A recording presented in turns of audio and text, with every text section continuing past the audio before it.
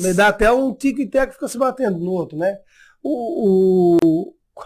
Me diz aqui, francamente, a China é um país comunista? Como é que funciona a China? Né? Claro, a gente tem essa questão do Partido Único e tal. Como é que funciona a China?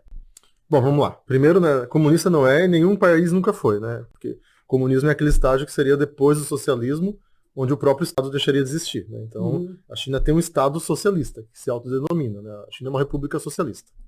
É o que está na Constituição chinesa, né? Ela é governada pelo Partido Comunista da China. Não é partido único, tá? Tem outros partidos menores, inclusive com representação parlamentar, né? Mas é evidente que quem exerce o poder é o Partido Comunista Chinês, tá? O sistema eleitoral, já respondo lá sobre a questão econômica, né? Mas o sistema eleitoral chinês, ele não é muito diferente de muitos países da Europa, né? Porque tu tem uma eleição indireta para presidente, né? Tu elege localmente teus representantes, né? Vamos chamar de deputados, né? Que são os representantes lá para o Congresso do povo chinês, tá? E esses representantes depois elegem o Politburo, né? Que é o comitê, sendo mais restrito lá de 7 membros, tá? E dali desses 7 eles elegem o presidente da República, tá? Que hoje é o Xi Jinping. Então há um processo eleitoral. Inclusive tem um ponto que eu gosto de destacar, né, na eleição dos deputados chineses, que é algo que eu não lembro que existe em outro país do mundo, que é a possibilidade da população deseleger o seu representante, tá? Tu pode ir lá localmente, o representante lá da área norte de Joinville, né? Tem uma espécie de distrito, né, lá para eleger. A população não está respondendo lá aos anseios da população. Eles fazem uma solicitação lá, há uma votação para destituir ele do cargo. E daí você elege de novo. Que coisa boa. Essa moda pegasse aqui em Joinville. Eu não sei se esses 19 vereadores... Se essa moda pega aqui... meu amigo, ia ter muito vereador pedindo pelo amor de Deus. Aqueles que votaram lá naquele lance da taxa de limpeza e coleta de lixo, sim. estariam todos fora da Câmara. Mas vamos voltar aqui, porque o assunto aqui é sério. Mas eu não quero alongar aqui na questão do processo eleitoral, porque dá pra ficar falando o programa inteiro só disso. Eu vou voltar para responder a tua pergunta, né? A China, desde 49, né, quando o Partido Comunista assumiu o poder por meio da Revolução, eles implantaram um sistema socialista, né? Onde o partido exerce o poder e o partido aquela amálgama com o Estado, né? O socialismo chinês dos primeiros 30 anos, né, de 49, 20 anos até 78, 79, ele era aquele socialismo do século XX, padrão União Soviética, que foi a primeira experiência em nível de país que teve, né? Antes mesmo da queda da União Soviética, em 78, a China passa a promover alterações no seu sistema socioeconômico, no seu sistema econômico, que eles chamaram de abertura. O que foi essa abertura, gente? Daí é possível voltar um pouquinho em história, né?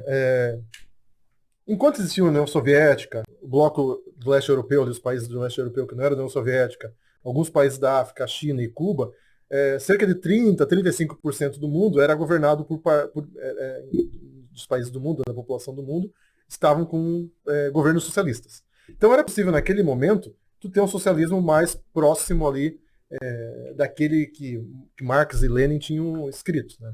Porque era um mundo ainda em disputa, né? A partir da queda da União Soviética, a gente tem um metamodo de produção da Terra. O metamodo qual é? É o modo capitalista, é o sistema capitalista. Ele é um metamodo.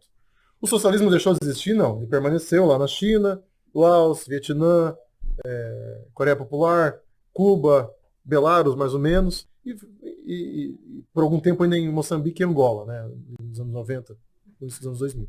Mas ele deixou de ser um modo global. E a China teve que se adaptar a essa realidade, né? Ela teve que se adaptar, não só a China, os demais também, né? Em ter o seu sistema socialista interno num mundo capitalista. Tá?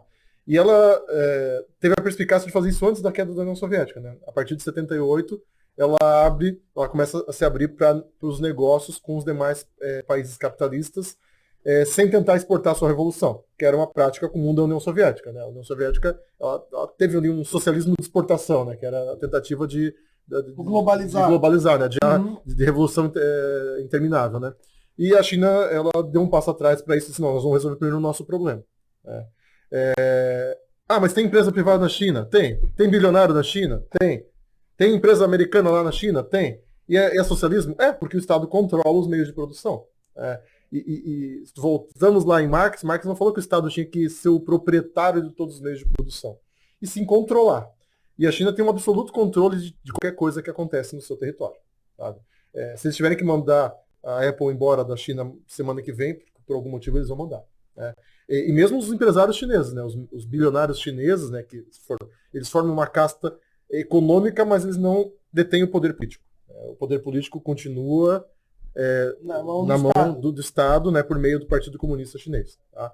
E por isso que é importante sempre frisar isso. Né? O sistema é socialista, não é capitalista. Quem fala que a China é capitalista, com todo respeito, ou tem que estudar melhor o que é capitalismo, ou tem que estudar melhor a China, ou tem que estudar melhor o que é socialismo, porque tem um problema de conceito com um dos três. Eu digo que China é o país socialista mais capitalista que eu conheço. Isso. Não é? E quando vem, daí quando eu falo isso, tem gente que fala, mas o socialismo da China eu quero pro Brasil. Eu sempre falo, então tá bom. Joia. Vamos começar pelo seguinte, entrega toda a estrutura do Estado, do poder do Estado, na mão do Partido Comunista do Brasil. Começa por aí. Começa por aí.